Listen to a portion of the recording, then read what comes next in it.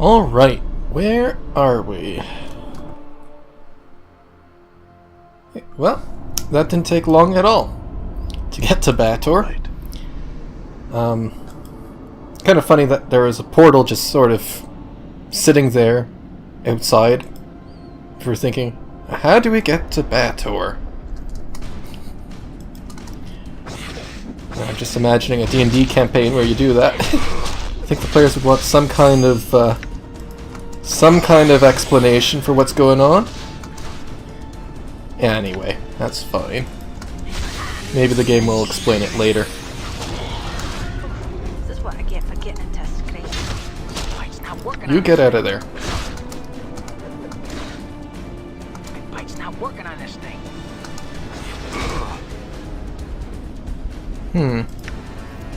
Yeah, Abby, Shy, are...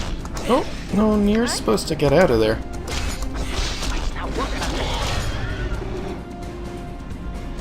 this. So everyone focus on the last green Abishai. Everyone. Okay. May my faith lend me strength. Everyone get away. So let's get Morta and Valor to... Bike's not working on this. Bike's not Let's see how they do on their own. Bike's not working on this. Bike's not working on this. Lend me strength. On their own, they're actually quite good. Just those two. I think that's going to be one of the new power teams. Faith lend me strength. Of course, Grace, I think, is using... Black Abishai. I suspect Grace is using pretty much all her healing now. Just from that one encounter. Alright, she's gonna heal him. I think we're all gonna have to rush this guy. Yeah. Oh, okay, there we go. Powerful creatures. And there are more. Saw another one down here somewhere. So, is there a way I can select? Yes. Endure. In enduring, grow strong. How may I help? Yeah, so I could theoretically just select I hear your words. 2 at a time that I want. I'm listening. Ready. Okay, or I could just, Balance yeah, in shift, all things. click, selects the 2 that, whichever 2 I have there. I want Morta to be the one to take the brunt of the damage, because he's still more of the tank, I think, of the 2. What is thy bidding?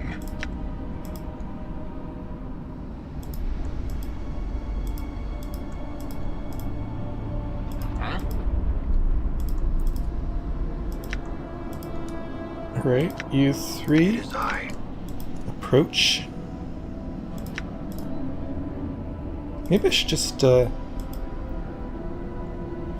find one and then lure him back. Done. I'm gone. Okay, so see, The moment we step out of line, that mercy killer's gonna axe us. Done. yeah. Right. Well, no.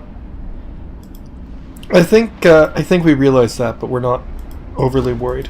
All right. Okay, this might be too many, and I don't think there's probably no way of losing them. Wait, no. You get back. No, get back. Hurt. So again, it has come to pass. You will not escape my axe again. Where are we? Pillar of Skulls.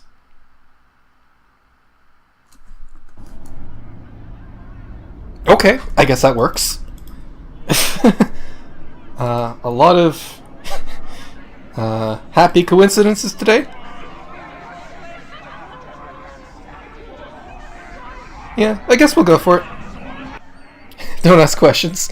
Alright, the sight of this thing, this horrible, towering, pulsating thing, fills you with nausea, unfounded loathing, and a faint sense of familiarity. The innumerable rotting heads which make up the vast pile seem to constantly shift and throb, alternately bickering, weeping, conversing, shouting, and whispering to one another. Heads constantly bubble to the surface of the stack from somewhere within its foul core, while others sink back into the grisly pillar. Alright. Attention, pillar! As you make to step closer to the pillar, Morta hisses to you. Psst! Chief! Listen, I can't let that thing see me. You've got to get me out of here. Drop me off somewhere, pick me up later or something. Why? What's going on? I don't really like to talk about it. Let's just get moving, eh? His voice trembles with fear, his eyes flicker back and forth between you and the massive pillar of heads. Alright, Mort, tell me what's going on now, or you'll wish we'd just talk to the heads. No? I don't think we'd threaten him. That's kind of what this is implying. Alright, no more dodging, tell me what's going on now. Morta sighs, unable to meet your stare. At last he relents. Fine. I'll tell you. There's this pillar on Avernus, the first layer of Baator, built on the heads of those who've led others their deaths through lies. Well, that's it right there. See? That's where I ended up. Go figure. Wait, so you're one of those heads? Yeah, I told an exaggeration or two. It's just that one of the suggestions... You mean lies. Okay, that's Anna saying that. Mort continues, unperturbed.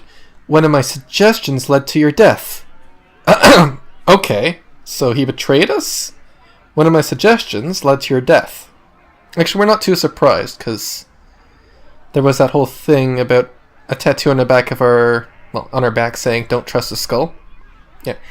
One of my suggestions led to your death. One of them. Maybe others. I don't really know. Those memories are gone now. Mort stares at your feet. You've never seen him look so miserable. Those memories, look, Chief, I don't even remember being human. I don't remember what life was like before the pillar. Dakin, staring into distance, speaks quietly. It is like cupping water in one's hands. Well, Mort doesn't have hands, so I'm not sure if he'd really understand that. Morta glances at Dakin, then you. Yeah, I guess. And that's pretty much the way of things when you die. You forget. I figure I wasn't a sterling member of the community when I was alive, but hells, who is? It's just that I can't help it. Nothing's worse than being honest all the time. But look, Chief, if that pile of heads see me, they'll want me back. Bad. You can't let that happen.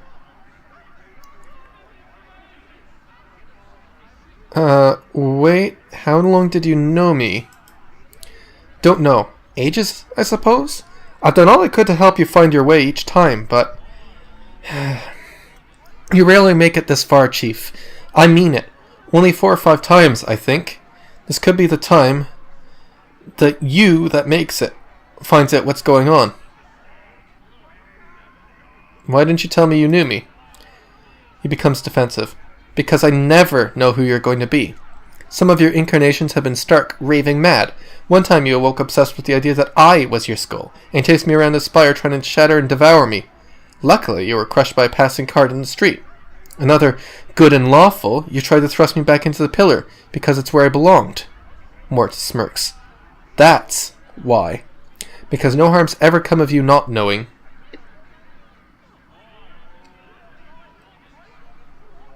And how did you get free of the pillar, then? Well, you pulled me off, Chief.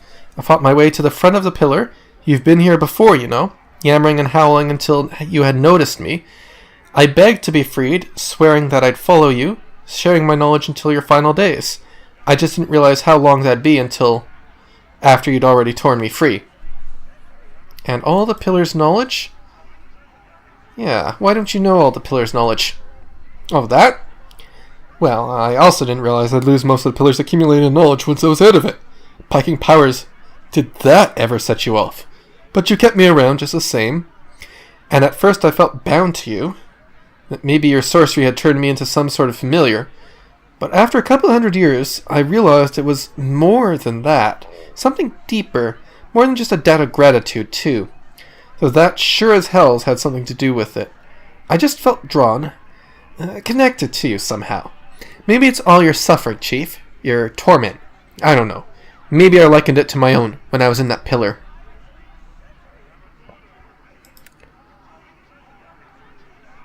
Well, we have to speak to the pillar.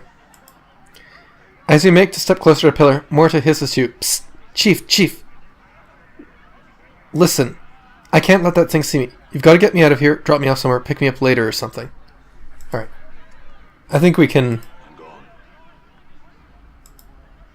leave him at a slight distance from the pillar. Where's... Yeah, that's the exit down here.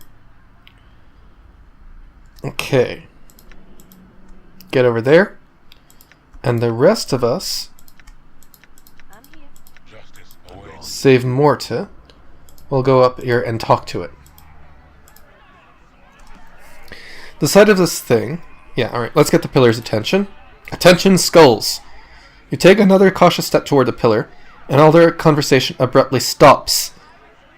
Doesn't sound like it from the background noise.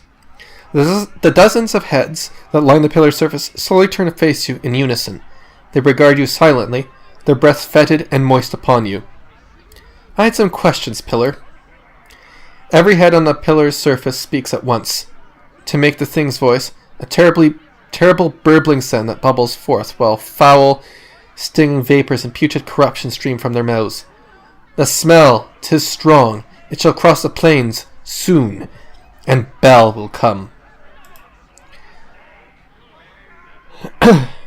Their eyes turn to stare at Fall from Grace. The smell, her musk, the Tanari musk, the bittersweet scent carries and will attract Batazu soon. Their lord, Bel, will be angry. The heads turn their gazes back to you, though a few still snuffle noisily. If have you questions for us, you had best be quick. Well, are we about to say I had questions? Before you can finish, a portion of the pillar trembles at yet another head oozes its way to the surface. After some of the noise, some slime has sloughed off, you recognize it as Ferid's. It spits out a mouthful of bloody cysts and croaks. Anna, me darling child, is that you? Oh, Ferid betrayed. Did he betray us? Da, what you be doing in this place? The other heads remain mostly silent for a time as Ferid speaks. Only a few whispers quietly to themselves, making wicked sidelong glances at Anna and her foster father's head. I was wrong, my dear girl, about the sphere. It wasn't enough, no. And now look where I've ended. I beg of you, lovely Anna, save your poor father. Save me. Oh, please, save me. Save me. But even as it speaks, Ferid's head begins to sink back into the pillar's core. Anna stares hard at the pillar, eyes narrowed, her fists clenched and tail rigid. A mixture of fury and anguish is smeared across her trembling face. Are you alright? Well, I mean, who would be after that? I wish we could help him, Anna. It's a tragic thing to happen to anyone. It's sad, Anna, but he earned himself such a fate. Try not to suffer greatly over it. I'm glad that bastard is in there, and father or no, so should you. I think we'll show something. Are you alright? Anna smirks, spits, and turns away from the pile of rotting heads. She shrugs, but won't look at you. No matter. Did you love Ferid, Anna? Anna turns, eyes blazing. He was my da. She bares her teeth. I hated him. He only saw me in a way to scarper more bodies, more jink and more junk to lie in his vault. Anna, dear, Anna, lass, you're the most precious thing in me vault. He'd lie. And he'd lie. And he was weak of mind and weak of body, and he smelled a corpse rot and had all the feelings of a vulture picking at a corpse. Anna's voice lowers, but the fire in her eyes burns brighter. And he was the only one ever to show me a scrap of kindness. Is that what you wanted to hear, is it? You pleased now, I? Enough! Bellowed the pillar's stinking heads. We tire of your insignificant prattle and would know your business with us. Questions. Ask a question of us and be prepared to hear our demands. You shall render unto us a service for your answer. Oh. Well, if each question is going to occur something like that, how do I reach the Fortress of Regrets? The heads gurgle and croak their reply through rotted lips. We would answer that question for a service. What's your demand? The pillar leans toward you, the eyes of its heads narrowing.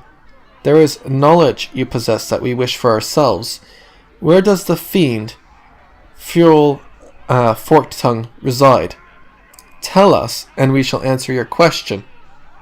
The stench of the pillar's hot breath surrounds you as it awaits your reply. Oh. Okay. Why do they want to know? That's... So you could say the truth. We could lie, or we could say, I won't say. What other gifts would you accept? Well, what else would you accept? The pillars' heads frown, and their eyes flickering this way and that. Suddenly, they all come to rest and fall from grace. She will do. Yes, the Tanari. Give her to us. We will consume her alive, bathe ourselves in her sweet blood, then we shall answer your question. A number of the heads begin to moan with longing, calling to grace. Yes, Tanari, sweet succubus, wicked thing, surrender yourself to us. Well, I can't do that. Yeah. Now, our character does like fall from grace, so I don't think he'd want to do that. What other gifts would you accept? The Fiendling. Give us a tiefling girl. Yes. We shall tear her apart within us. Revel in the basking of her sweet, fiery blood. Then we shall answer your question. What else? We're not going to do that, obviously, because they have feelings for each other. Nameless One does have feelings for her. You have nothing for us, save yourself. Come, immortal. Give us a taste of your undying blood. Then we shall answer your question. The heads clack their teeth together, drooling and smacking their split, pus-covered lips in anticipation. Alright. A taste of the undying blood. I guess we could do that? I don't see why not. Approach us then. Yes, come closer. Though you draw only a single step nearer, you suddenly find yourself much closer to the pillar's writhing surface than you had imagined. Before you can react, it presses forward into you like a wave of broken bone and rotten worm-infested meat. As the rancid darkness envelops you, that pillar's head begins to consume you alive. Oh, max HP permanently decreased. Uh-oh. You find yourself standing before the Pillar of Skulls, aching and unsure of what exactly has just happened. What you are certain of, though, is that your body is somehow weaker for whatever ordeal it has just suffered through. The grotesque heads leer down at you, grinning and smacking their lips. The pillar savors your gift for a time, its head cooing and whispering to one another. Alright, and what is my answer?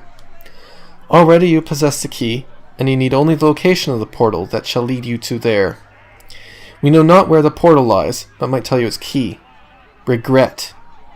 Many of the pillars' head begin to weep and moan. Yes, regret. Regret! Yes, you must have experienced regret to breach the fortress.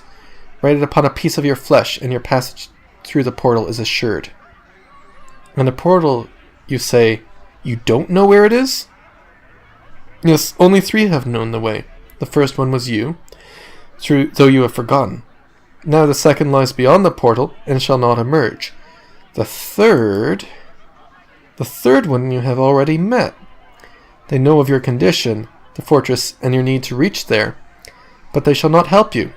Their shield is one forged from the cold metals of lies and deception, a thing you cannot hope to break with mere words. You must do battle with them. Alright, who is it? They are silent, and then they speak. You have met the liar, and not for the first time. The liar knows, but it did not tell you. A petty betrayal between immortals. Some of the decomposing heads roll their eyes and snicker at you. Well, it's not Fajul the Forked Tongue, because he'd be obligated to tell us. It's not... Oh, could be Lothar. Ravel isn't immortal. Trias? Oh, yes. Though we know him by his full name, Trias the Betrayer. The pillar shakes with mirth, the pile of rotting heads tottering back and forth as it laughs at your distress. A few of the heads chant mockingly, Betrayer, Betrayer, Trias the Betrayer. Okay. Interesting. Why would he lie to me? The answer is not ours to give. You must seek him out yourself and ask him. How did he come to know of this? Trias exchanged words with you once, long ago, when you knew the way. You spoke your heart, and Trias, in the way of all great betrayers, listened well to build your trust. Short the conversation was, though, filled with meaning. Meaning and death was what you seek. Two separate things there are for a normal man. But for you, one and the same. But why would he lie to me? Alright, do we have any other questions?